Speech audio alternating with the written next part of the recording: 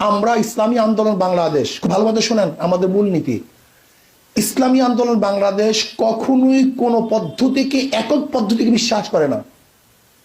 ইসলামী আন্দোলন বাংলাদেশ ইসলাম হুকুমাত করার জন্য যেই এলাকায় যখন যেই সময় যেই পদ্ধতি যেই পন্থা যেই প্রক্রিয়া গ্রহণ করতে হয়, ইসলামী আন্দোলন বাংলাদেশ ওয়াসাইল হিসাবে তখন সেই সময় সেই প্রক্রিয়া গ্রহণ করতে পারবে এবং রাজি আছে। ইসলামী আন্দোলন বাংলাদেশ কখনোই কখনোই কোনো এক নির্দিষ্ট পদ্ধতিকে ইসলাম হুকুমাত কায়েম করার জন্য জরুরি মনে করে না। যখন যেই সময় সেখানে যেই এলাকায় যেই পদ্ধতি যেই প্রক্রিয়া যেই পন্থা গ্রহণ করার প্রয়োজন, ইসলামী আন্দোলন বাংলাদেশ তখন সেই সময় সেই পদ্ধতি গ্রহণ করে। ইসলামী আন্দোলন বাংলাদেশ বিশ্বাস করে কোন এক পদ্ধতি ইসলাম হুকুমাতের জন্য জরুরি না।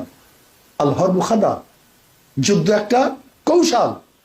কখন কোন পদ্ধতি আপনি গ্রহণ করবেন, ওই সময় ওই এলাকার ওলামায়ে কেরাম বিজ্ঞজন যেইটাকে গ্রহণ করবে সেটি ইসলামী আন্দোলনের পথ এবং মত। লাভ নেই। আজকে রাজনৈতিক অবস্থা কি গজব, সে রহমত হিসেবে আপনাকে আসতে হবে। আজকে আমাদের মহিলাদের অবস্থাকে গজব, সে রহমত হিসেবে পরিবর্তন করতে হবে। এই সমাজকে পরিবর্তন করতে হবে, এটা আপনার দায়িত্ব। বলতে পারেন হুজুর আমি কিভাবে করব? আম্বেদকর যে ভারতের সংবিধান রচনা করছে, সেখানে একজন দলিত, নিচু, খারাপ বংশের, নিচু বংশের, গরিব, লেকিন সে ভারতের সংবিধান রচনা করছে।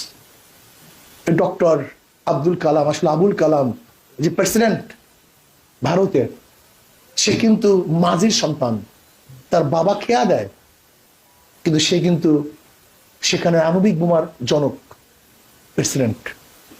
আপনারা জানেন শাকির রহমতুল্লাহ আলী ইরাকে আসবে, মালিক রহমতুল্লাহ আলী প্রেরণ করেছিলেন, কিন্তু সে টাকা নেই। মালিক রহমতুল্লাহ আলী টাকা দিয়ে তাকে কিন্তু ইরাকে পাঠিয়েছেন, কিন্তু সে আমাদের ইমাম। ইমাম গাজালি রহমতুল্লাহ আলী টাকা ছিল না, কিন্তু সে কিন্তু তাসাউফের এবং দর্শনের একজন ইমাম।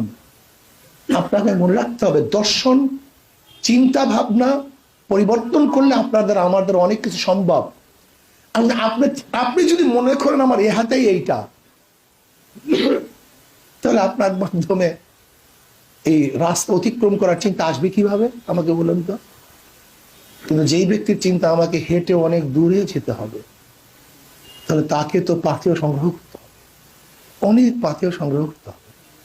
আর যদি মনে করে যে না আমার জায়গায় এইটা, তাহলে আপনি পাথেয় সংগ্রহ করবেন কেন? আমি কথাটা বুঝে দেব।